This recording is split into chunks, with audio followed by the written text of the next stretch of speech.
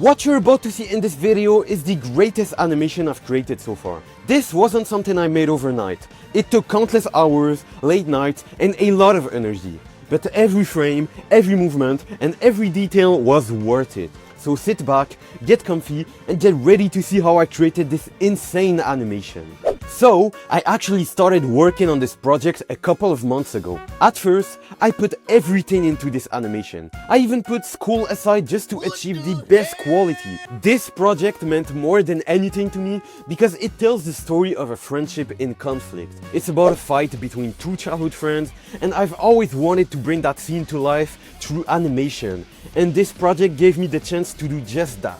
I've had this clear vision in my head, and I wanted to bring it to life exactly the way I imagined it. So, I started with this still frame that shows the characters, and for the sake of this video, I'll call this guy Yuta and this one Kenji. I wanted to make sure the audience understood what the environment looked like while seeing both characters clearly. In order to create this view, I first designed the background by making a rocky texture for the ground. I then added lines and used the perspective tool to give it a 3D look. This is something I usually do in all of my fight scenes. Show every character in a single frame for context before the actual fight begins. Next, I drew the characters in a still frame and added a fire animation around Kenji to show that he's about to unleash his power. That part was relatively easy, but from that point on, the animation quality only increased, which meant more frames to draw.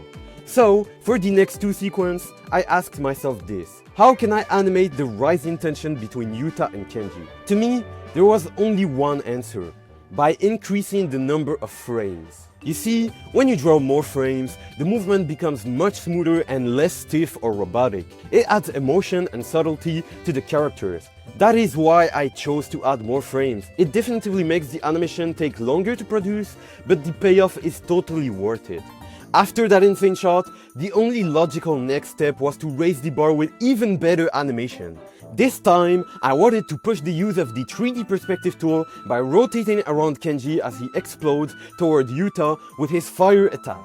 It begins with a shot of Kenji leaning forward just before he bursts into a full-speed sprint. This technique is called anticipation, a fundamental animation principle used to make the action more impactful and more believable. Speaking of impact, I've created two distinct impact frames using the particle effects, the perspective blur, and the chromatic aberration. One frame is dark and the other is bright, which helps to really emphasize the contrast and sell the explosion. When I say this animation is high quality, this is what I mean.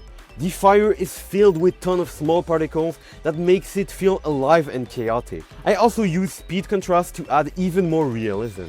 Kenji launches forward explosively at first, but as he gets further from the camera and closer to the point of impact, he slows down slightly, giving the moment more weight and tension. But wait, it gets even better.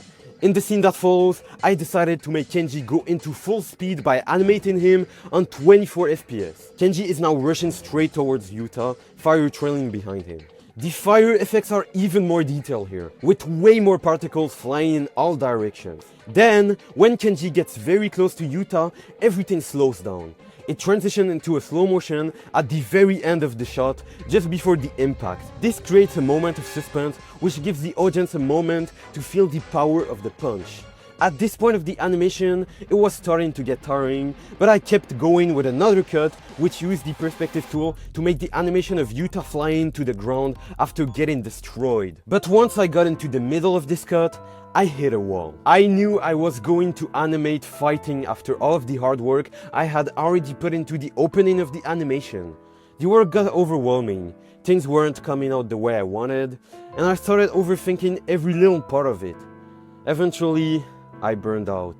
So I stepped away and I started other projects. I tried distracting myself, thinking maybe this one just wasn't meant to be finished. But none of those other projects felt complete.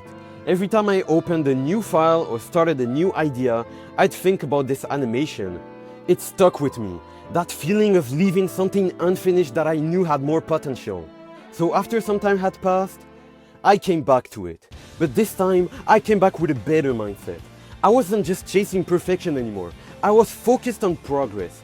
I worked smarter and I gave myself more space to make mistakes and learn from them instead of scrapping everything. So I finished the cut of Yuta flying and I decided to turn it into a slow motion shot. The way I do slow motions is by drawing about 3 to 4 keyframes and then adding a lot of in-between frames. I usually animate slow-mos at 8 FPS, otherwise it would take forever to complete. I started by drawing a few key poses of Yuta leaning backwards through the air, and then I did the same thing for Kenji, who was leaning forward to attack Yuta again. After spending so much time on this animation, I moved on to the coloring and added shadows. But even then, I wasn't fully satisfied with how the cut looked, so then I added fire effects and some smoke that made a huge difference. It looked way better.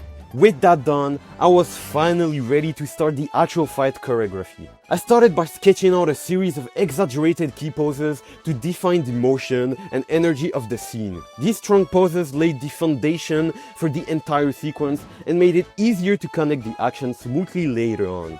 Once the layout was solid, I used the speed contrast technique again, accelerating and slowing down movements at key moments, to build anticipation before each impact.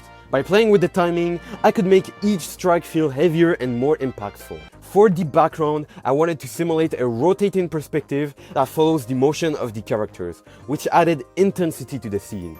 In order to do this, I made a rotating animation on the texture of the ground and used the perspective tool to make it seem 3D. Compositing was easily the most fun part of the process.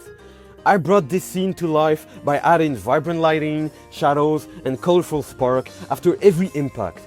I also added fog to give the environment more depth. With each new layer, the animation started to feel more polished and cinematic.